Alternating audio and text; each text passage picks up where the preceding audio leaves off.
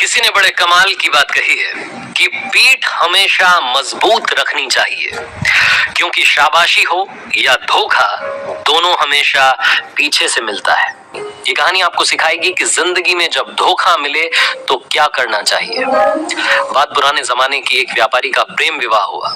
उनकी love story की लोग मिसाल देते थे। वो कपल शानदार कपल के नाम से जाना जाता था। लोग कहते थे कि प्यार हो तो ऐसा हो। हर किसी को उनके ट्रेडिशन के बारे में मालूम था। पूरे नगर में जब मशालें बुझ जाती थीं, तब भी उनकी छत पर एक मशाल जल रही होती थी, पूरी रात जलती थी। उनके प्रेम के बारे में वहां के राजा रानी को भी मालूम था। एक दिन राजमहल की छत पर खड़े होकर के राजा साहब अपनी रानी के साथ में आकाश निहार रहे थे, चांद तारे देख रहे थे। उसके बाद में नीचे अपने नगर को देखा। अंधेरा था, लेकिन एक मकान की छत पर मशाल जल रही थी। दोनों ने एक दूसरे को निहारा। उसके बाद में चर्चा शुरू हुई। डिबेट होने लगी इस बात पर कि उस व्यापारी का जो प्रेम विवाह हुआ है, उस कपल के बारे में लोग कहते हैं कि बहुत प्यार है दोनों में। ये कैसे हो पा रही है, शादी इतनी सक्सेसफुली कैसे चल रही है। राजा ने कहा कि सारा जो साथ है वो पति दे रहा है। पति बहुत समझदार है, उसकी वजह से वो रिश्ता इतना खूबसूरत है। रानी ने कहा ऐसा नहीं है, पत्नी बहुत समझदार है, पत्नी बहुत सभ्य है, संस्कारी, उसको समझ है कि रिश्ते को कैसे संभालना है। उसकी वजह से रिश्ता इतनी खूबसूरती से पनप रहा है। दोनों के बीच में डिबेट होने लगी। राजा ने कहा वाद विवाद करने से कुछ नहीं होगा, एक काम करते हैं, एक छोटी सी परीक्षा रखते हैं। रानी ने कहा ठीक है, क्या करना है बताइए। राजा ने कहा हम व्यापारी की भी और उसकी वाइफ की भी परीक्षा लेंगे और मालूम करेंगे कि दोनों के बीच में वाकई में प्यार है कि नहीं है। एक आइडिया इन्होंने तैयार किया। रानी ने अपनी एक दासी को अगले दिन व्यापारी के पास भेजा, अपने एक संदेश के साथ में, एक मैसेज के साथ में। वो जो दासी थी व्यापारी के पास गई और जाकर के कहा कि रानी साहिबा ने मुझे भेजा है और रानी साहिबा कह रही हैं कि अगर आप, मुझे कहते हुए थोड़ा सा हिचक हो रही है। व्यापारी ने कहा बोलिए ना, क्या बात है, क्या कह रही है रानी साहिबा। तो दासी ने कहा कि रानी साहिबा कह रही हैं कि अगर आप अपनी पत्नी की हत्या कर दें तो रानी जी आपसे शादी करने के लिए तैयार है। वो आप पर मंत्र मुग्ध हो गई हैं, आपसे मोहित हो गई हैं। व्यापारी ने कहा कि आप मेरी तरफ से उनसे माफी मांगिएगा और उनसे कहिएगा कि 1000 रानियां भी आ जाएं, तब भी मैं अपनी पत्नी को नहीं त्याग सकता, जिंदगी भर उसके साथ रहूंगा, उसकी रक्षा करूंगा। वो दासी ये मैसेज लेकर के वापस रानी के पास आई। अब की बार जो थी बारी वो राजा की थी और अब टेस्ट होना था उस व्यापारी की पत्नी का। राजा ने एक नौकर को वहां भिजवाया, एक संदेश उसके साथ में भिजवाया।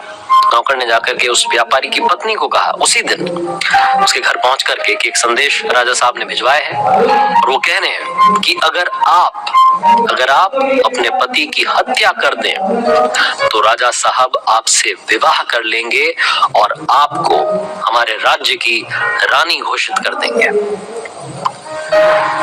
जो व्यापारी की पत्नी थी उसने कहा कि आज रात में 2 से 3 बजे के बीच में हमारे घर की छत पर जो मशाल जलती रहती है वो बुझ जाएगी और जब वो बुझ जाए तो समझ जाइएगा कि मैंने अपने पति की हत्या कर दी है। मैं राजा साहब का ये जो प्रस्ताव है इसे मानने के लिए तैयार हूं। नौकर ये मैसेज लेकर के दौड़ करके राजमहल गया, राजा को बताया कि वो व्यापारी की पत्नी आपका प्रस्ताव स्वीकार कर चुकी है और आज रात में वो अपने पति की हत्या कर देगी, उसने कह दिया है।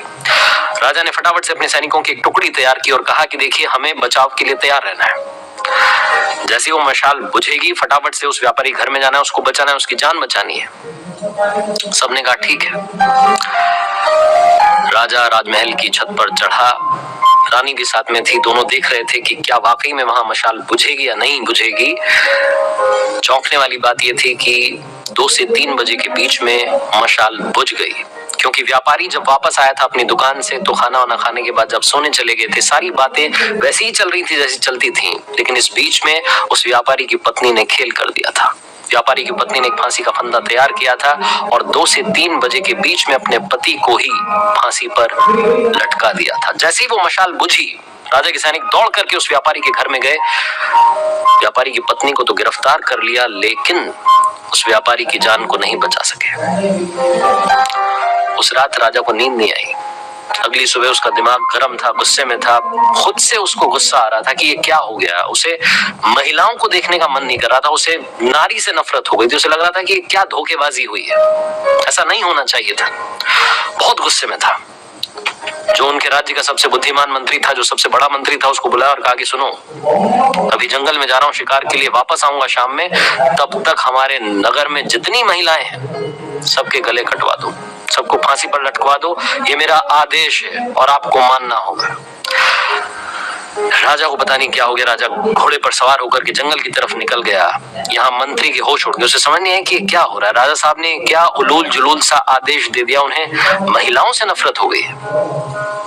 मंत्री अपने बूढ़े पिता के पास गया, जो कि एक वक्त में उस राज्य का मंत्री था, और जाकर के कहा कि पिताजी, राजा पागल हो गया है। राजा कह रहा है कि जितनी भी नारियां हैं, जितनी महिलाएं हैं, उन्हें खत्म कर दो। उसे नारी जाति से नफरत हो गई। वो जो बूढ़ा पिता था उस मंत्री का, उन्होंने कहा कि बेटा एक काम करो, सबसे पहले तो तुम छुप जाओ, क्योंकि राजा आएगा तो गुस्सा तुम पर निकालेगा। मैं उससे बात कर लूंगा, तुम परेशान मत होना। शाम में राजा वापस आया और आकर के देखता है कि उसके नगर में वैसे ही महिलाएं घूम रही हैं। उसका गुस्सा और बढ़ गया। अपने राजमहल में मंत्री को ढूंढा, नहीं मिला तो उसके घर पहुंचा। घर जाकर के पूछा तो मालूम चला कि मंत्री वहां नहीं था, वहां था उस मंत्री का बूढ़ा पिता। उस मंत्री के बूढ़े पिता के पास राजा गया। उस मंत्री के बूढ़े पिता ने कहा, राजा साहब की जयकार हो। राजा साहब कैसे आना हुआ? राजा तो गुस्से में भरा हुआ था। उसने बोला कि तुम्हारा बेटा कहाँ गया? उसको मैंने एक आदेश दिया था, उसने माना नहीं, अब मैं उसका गला सबसे पहले कटवाऊंगा, मुझे उससे नफरत हो रही है। मंत्री के बूढ़े पिता ने राजा से कहा कि मुझे मालूम है आप क्यों परेशान हैं। आपके एक फैसले की वजह से एक व्यक्ति की जान चली गई और आपके सामने जो आपको लगता था कि प्यार वाला रिश्ता है, वो धोखेबाजी वाला रिश्ता निकला है। आप वो जो धोखा मिला है उससे परेशान हैं। इस बात से आपको अंदर ही अंदर इस बात ने इतना परेशान कर दिया कि आप सारी नारियों को खत्म करना चाहते हैं। लेकिन राजा साहब, आपका आदेश माना जाए उससे पहले, क्योंकि मैं आपके पिताजी के राजपाट जब उनका था उस वक्त मैं मंत्री था, तो मेरी एक छोटी सी बात सुन लीजिए। कहानी मैं आपको सुना देता हूँ, आपको सब समझ में आ जाएगा। राजा ने कहा, सुनाइए फटाफट से, क्या बात है आपके पास? तो उस मंत्री के बूढ़े पिता ने, जो एक वक्त में उस राज्य का मंत्री था, उसने एक छोटी सी कहानी सुनाई। उसने कहा कि राजा साहब, एक बार मैं आपके पिताजी के साथ में शिकार के लिए निकला था। हम रास्ता भटक गए थे। मैं जंगल में अंदर की तरफ चला गया, मुझे बाहर निकलने का रास्ता नहीं मिल रहा था। तभी मैंने देखा कि एक योद्धा अपने घोड़े पर सवार होकर के आया। उसने रस्सी मुझ पर फेंकी और मुझे बांध करके अपने साथ ले गया। मुझे पता नहीं था कि कहां ले जा रहा है। मुझे कब्रिस्तान में लेकर के गया। जब कब्रिस्तान में लेकर के गया तो मुझे लगा कि मेरा खेल यहीं खत्म होगा। मैंने बहुत अपनी जान बचाने की कोशिश की, लेकिन वो बहुत ताकतवर था। एक कब्र के पास में, उस कब्र के ठीक नीचे की तरफ उसने एक गड्ढा खोदना शुरू किया और मुझसे कहा कि चुपचाप मेरा साथ दो। हमने मिलकर के वहां 2 कब्रें खोदी। मुझे तो समझ में आ गया था कि एक में तो मुझे दफनाया जाएगा, मेरी मौत होने वाली, दूसरी में किसको दफनाया जाएगा मुझे पता नहीं था।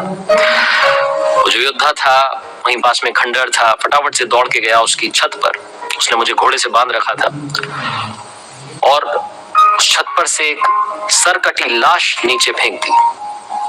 मैं डर गया, क्योंकि वो जिसकी लाश थी, ऐसा लग रहा था कि अभी अभी उसका मर्डर हुआ है, अभी अभी उसकी हत्या की गई है। वो योद्धा उतर करके वापस नीचे आया और मुझसे कहा कि सुनो, इसको दफनाना है। वो जो एक कब्र थी उसके पैरों की तरफ वो जो सरकटी लाश थी उसको दफना दिया गया।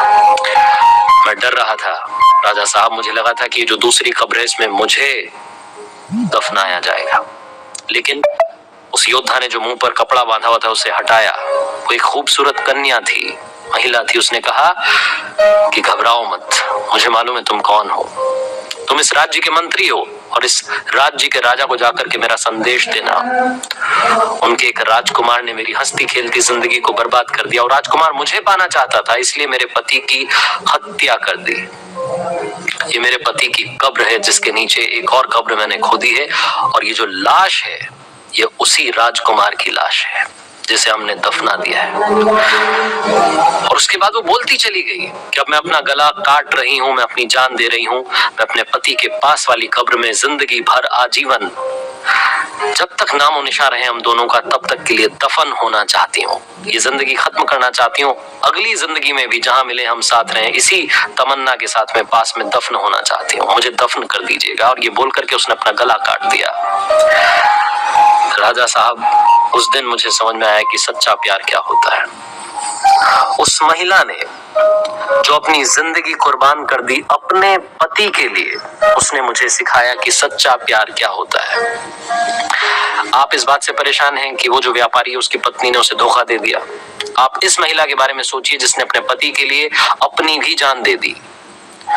सिर्फ एक महिला की धोखेबाजी की वजह से आप सारी महिलाओं को कहां फांसी पर लटकाने के लिए चले थे। अपने फैसले को बदलिए। राजा को समझ में आ गया। कहानी बहुत छोटी है लेकिन हम सब के लिए बहुत इंपॉर्टेंट मैसेज लेकर के आई है। हम सब लोग जिनको कभी ना कभी धोखा मिला है, हम अंदर से टूट जाते हैं। हमें लगता है कि ये लड़का ये लड़की खराब है। सारे लड़के खराब होते हैं, सारी लड़कियां खराब होती हैं किसी एक व्यक्ति की वजह से जिसने आपको धोखा दिया है। बाकियों को भी उसी तराजू में तौलना बंद कीजिए। जिंदगी में हमेशा हमेशा याद रखिए कि अगर बुरे लोग इस दुनिया में हैं तो अच्छे लोग भी इस दुनिया में हैं। और अगर आपका एक रिश्ता टूट गया, आपको एक जगह से धोखा मिला है, इसका मतलब ये नहीं है कि आपको हमेशा ही धोखा मिलेगा। जिंदगी में प्यार जरूर मिलेगा, ये विश्वास रखिए। और अगर आपको प्यार मिल जाए तो प्यार करो इतना कि दुनिया करना चाहे आपके